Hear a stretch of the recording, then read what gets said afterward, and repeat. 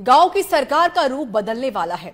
One state one election की ओर बढ़ रही प्रदेश सरकार ने 6,500 ग्राम पंचायतों में सरपंचों का कार्यकाल बढ़ाने की घोषणा कर दी है।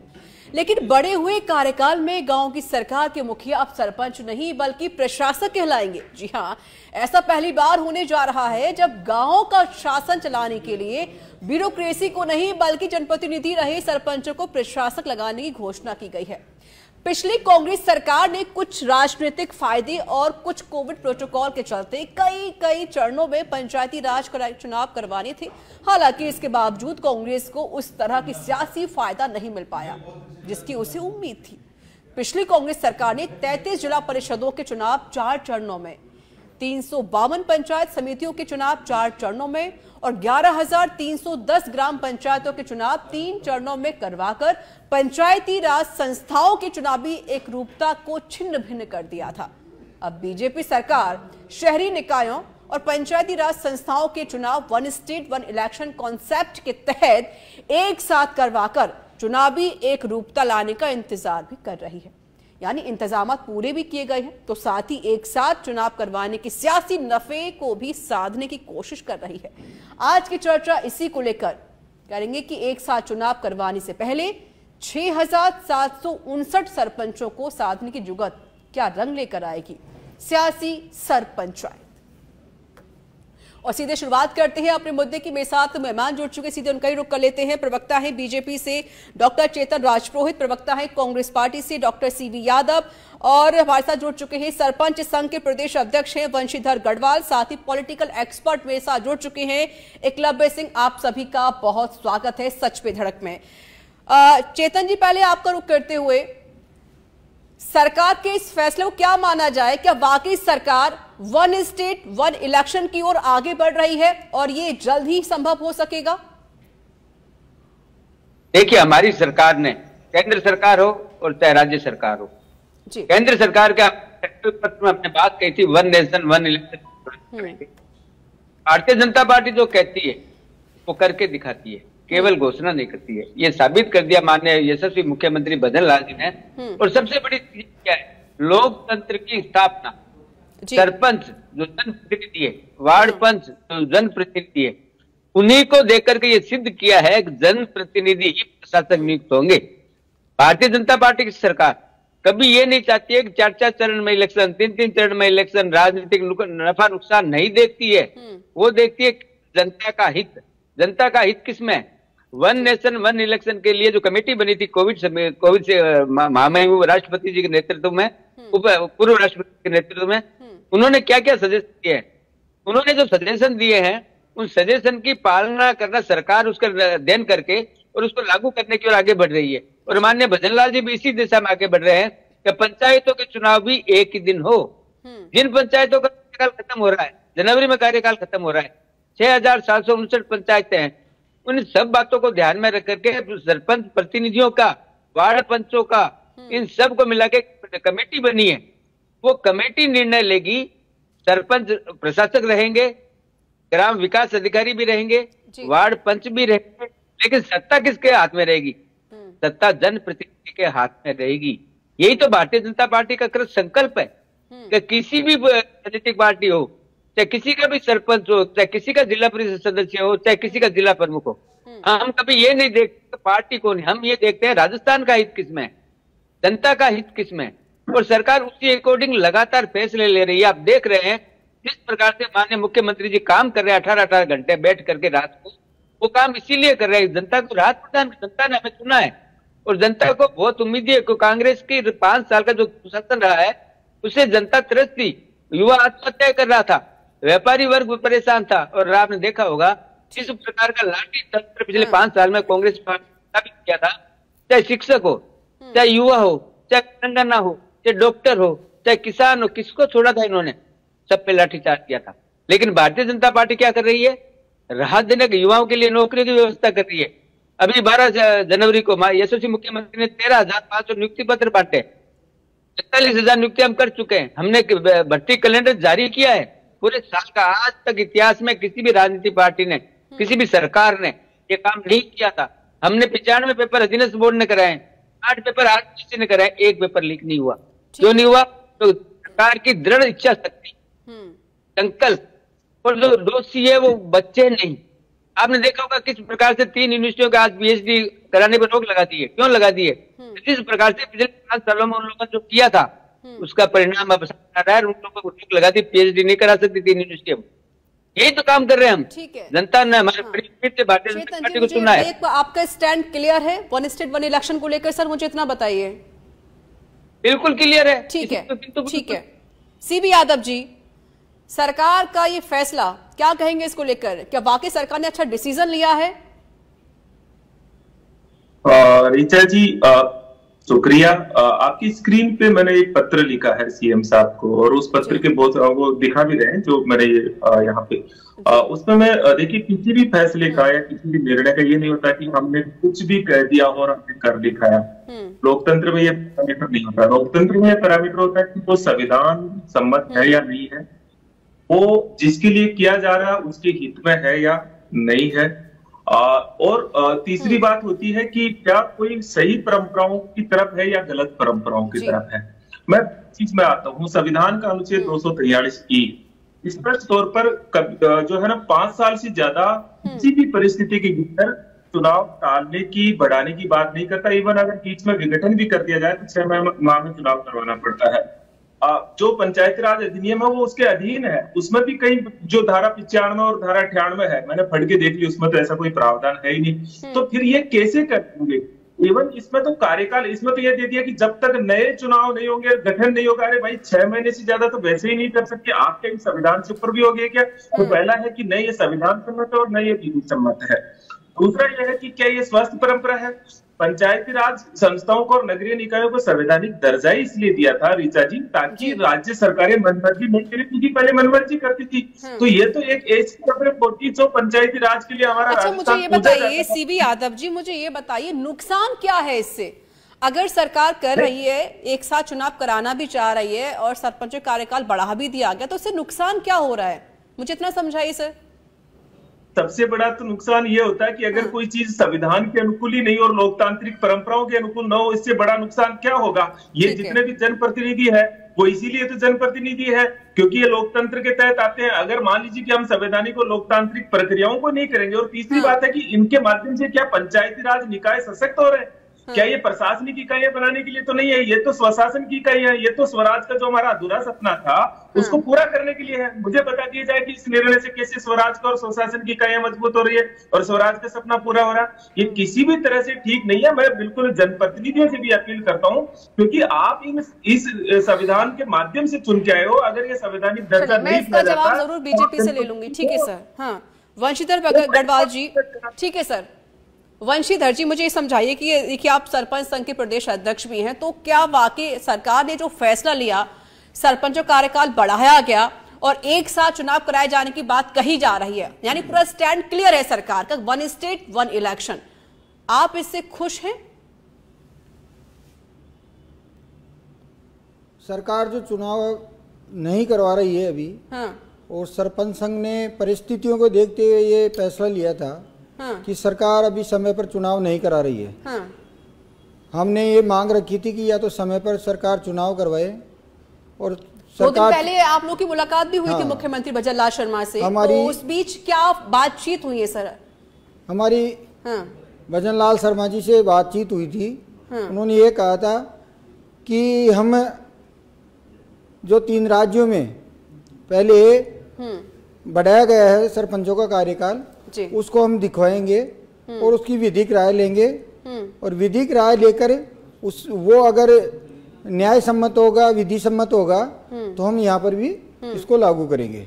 ठीक है। तो हमने उनके कहने से और सरपंचों को हित को देखते हुए, क्योंकि सरकार अगर समय पर चुनाव नहीं करवा रही है और फिर प्रशासक लगाना चाहती थी, तो हमने इसका विरोध किया था कि प्रशासक हम नहीं लगने देंगे किसी भी हालत में। अगर सरकार प्रशासक लगाएगी तो हम सर जयपुर के अंदर धरना देंगे। तो सर सरपंच ही प्रशासक कहलाने वाले हैं सर? प्रशासक है, लेकिन है जनप्रतिनिधि को चार्ज दिया गया है, नाम बदला गया है। बाकी सरपंच को ही इसके अंदर कार्य करने का पूरे अधिकार, वित्तीय अधिकार, प्रशासनिक अधिकार दे दिए गए हैं।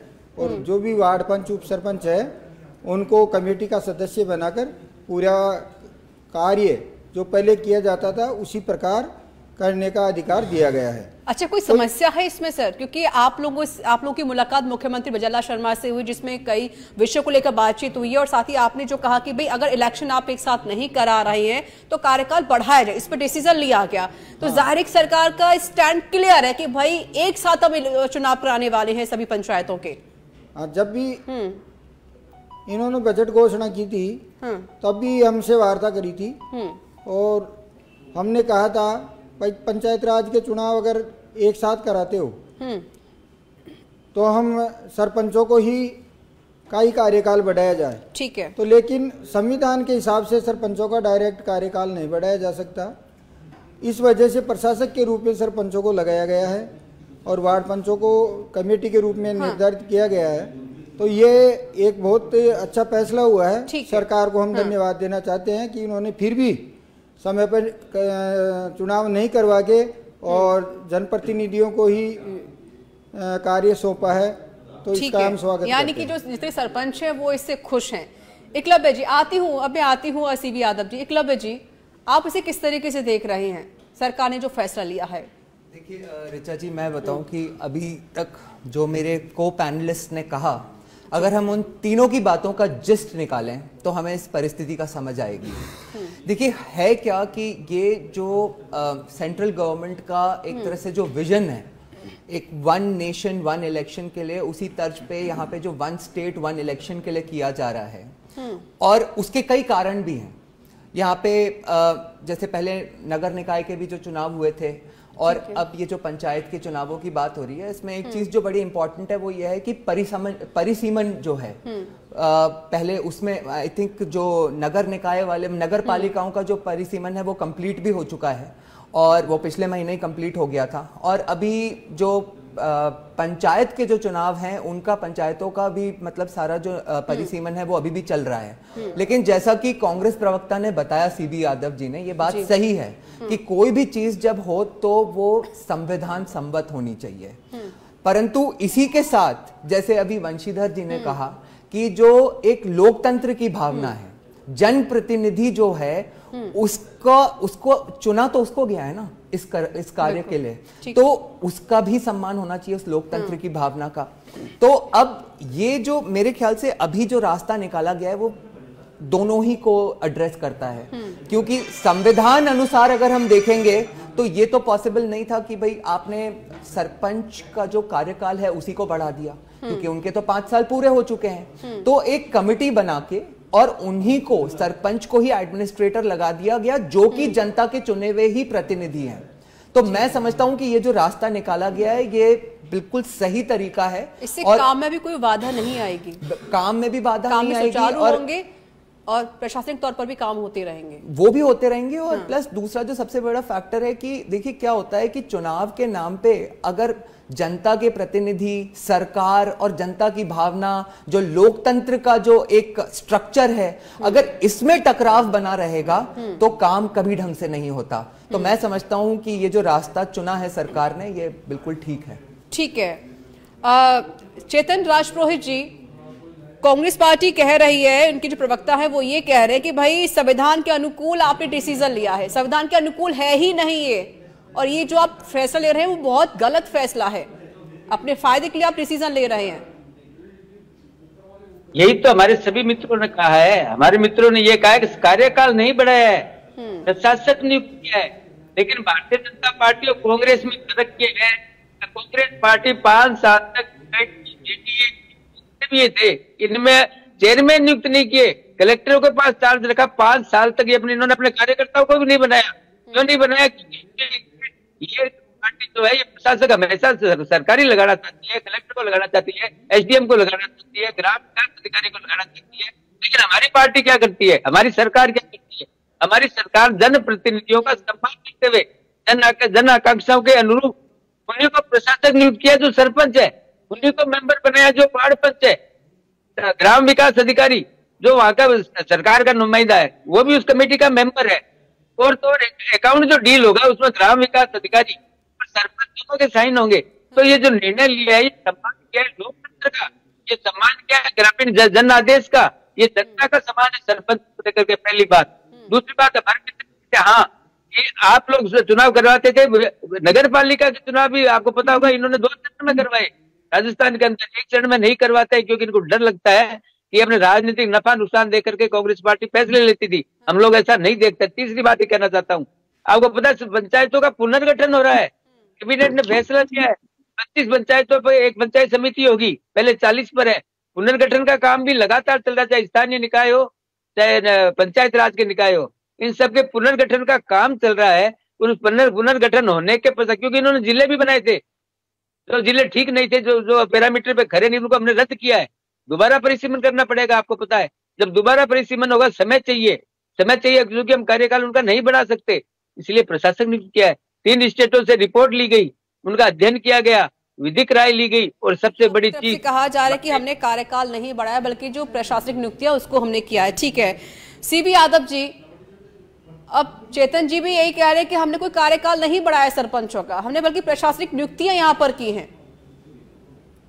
नहीं, तकनीकी बात ये नहीं है कि कार्यकाल नहीं बढ़ाया, तकनीकी तौर पर ये लिखा गया है चुनाव टाला गया है क्योंकि चुनाव करवाना संभव नहीं है जो है कुछ कारणों की वजह से। अब वहां पे देखो कुछ 2-3 चीजें हैं। चुनाव को टालने की परिस्थितियां जो बताई गई है वो कौन डिफाइन करेगा? क्या राज्य सरकार के पास ये पावर है कि वो चुनाव टालने की परिस्थितियां हैं? कोई ऐसी परिस्थिति तो है नहीं। अभी बाई इलेक्शन हुआ तो पहले तो कारण ही गलत हो गया कि कुछ ऐसे कारण जिनकी वजह से चुनाव टाला गया, तो चुनाव टाल कैसे सकते? हमारी आपत्ति तो इसी पे तो है ना कि चुनाव कैसे टाल दिया। चुनाव करवाना लोकतंत्र का धर्म है और चुनाव आप टाल ही नहीं सकते हो, आपके पास एम्पावर्ड ही नहीं हो। भारतीय जनता पार्टी का यहाँ नहीं, जितने भी भारतीय जनता पार्टी शासित राज्य है वहां पे लोकल गवर्नमेंट को कमजोर करने की चीजें चलती रही है।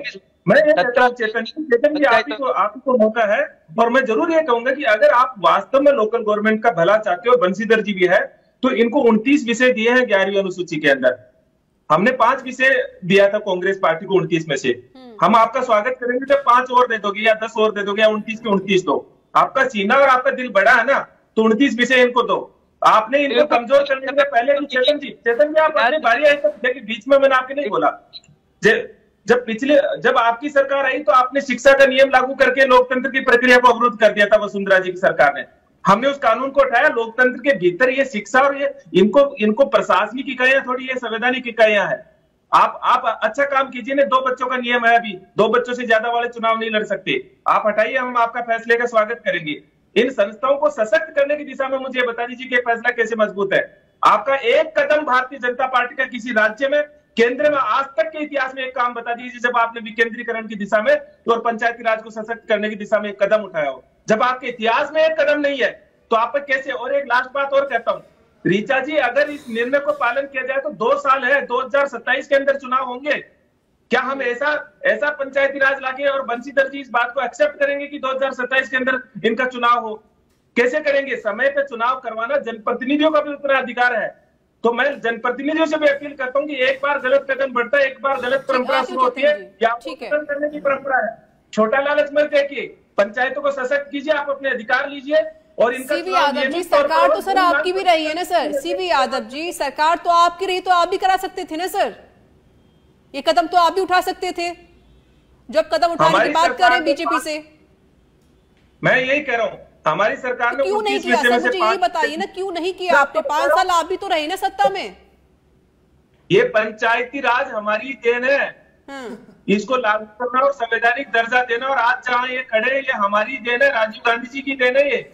ये भारतीय जनता पार्टी का सपना नहीं है। यादव जी, जलेबी की तरह बात क्यों घुमा रहे हैं आप? सीधी सीधी बताइए ना, 4 चरणों में चुनाव क्यों कराया आपने? गोलमोल क्यों घुमा रहे हैं बातों को? आप सीधा जवाब दीजिए ना। पिछली परिस्थितियां थी वो देश के भीतर कोविड की परिस्थितियां थी। मतलब अगर आप होंगे तो सिचुएशन अलग होंगी। आप सिचुएशन का आप मुझे एक्सक्यूज दे दीजिएगा। महाराष्ट्र के मुख्यमंत्री का विधान परिषद तक का चुनाव नहीं हुआ था।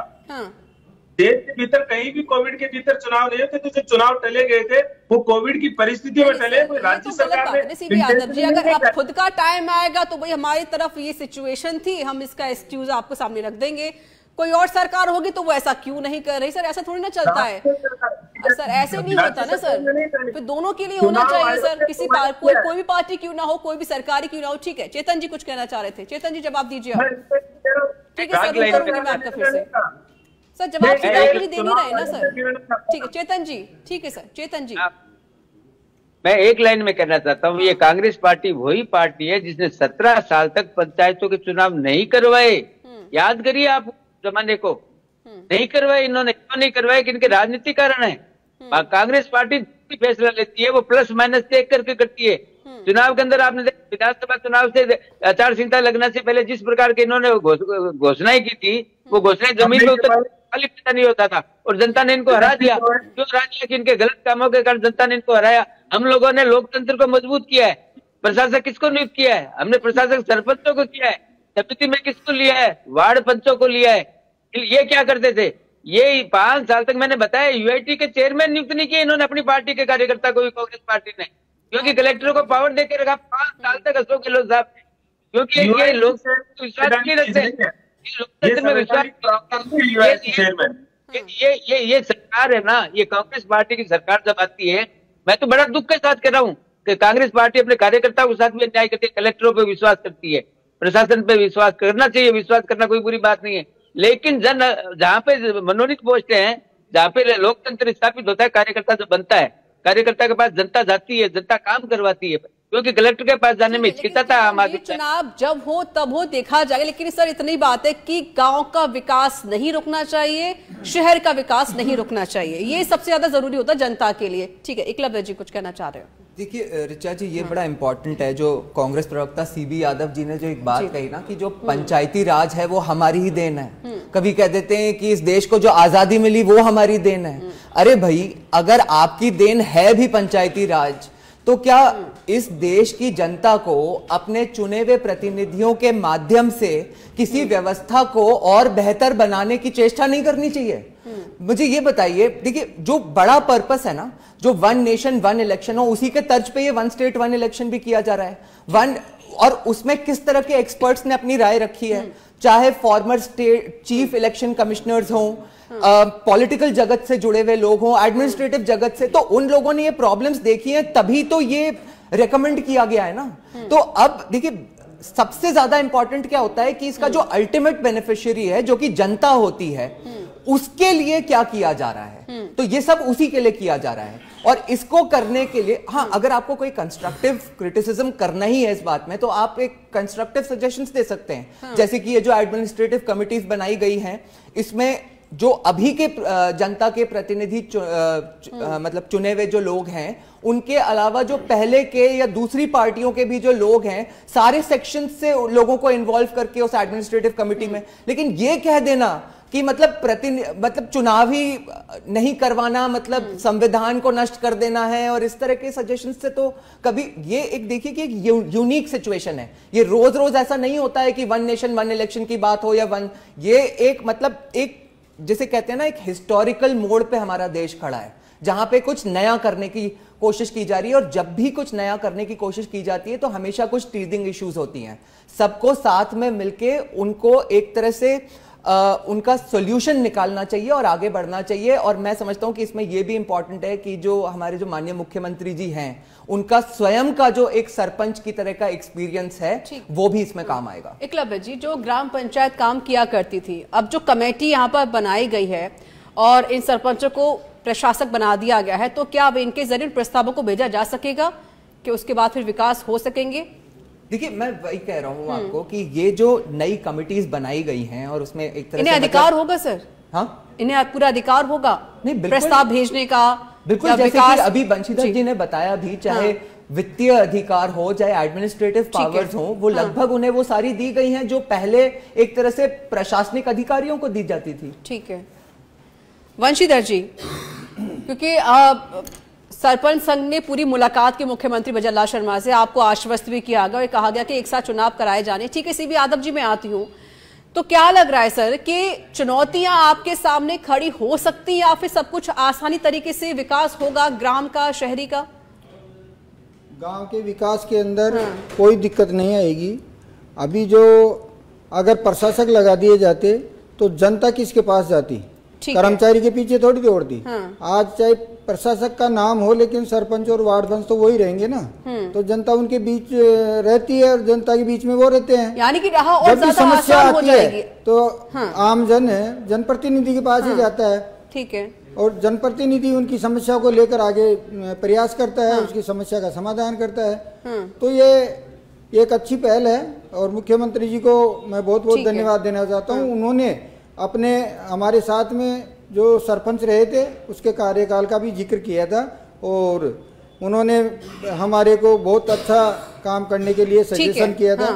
तो मैं मुख्यमंत्री जी को और पूरी सरकार को धन्यवाद देना चाहता हूँ कि इन्होंने ये रास्ता निकाला।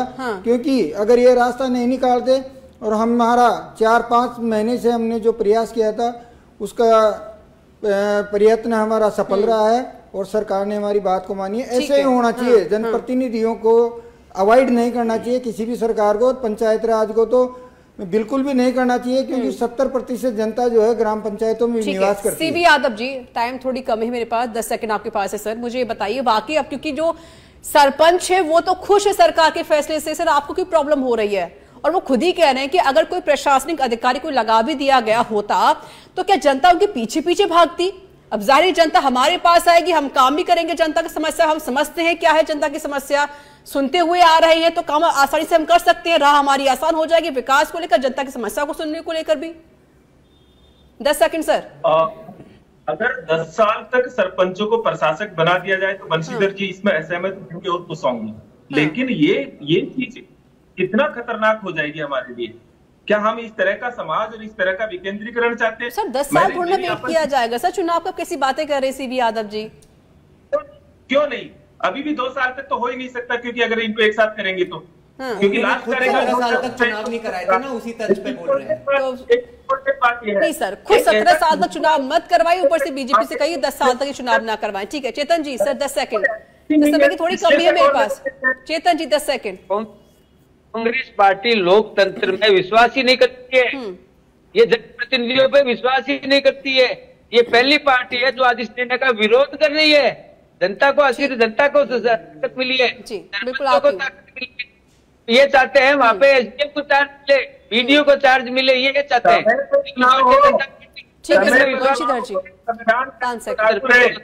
लोकतंत्र है वो जिंदा रहे और विकेंद्रीकरण में हम सशक्त जाए, हम ये चाहते हैं। दिया आपको वंशीधर जी।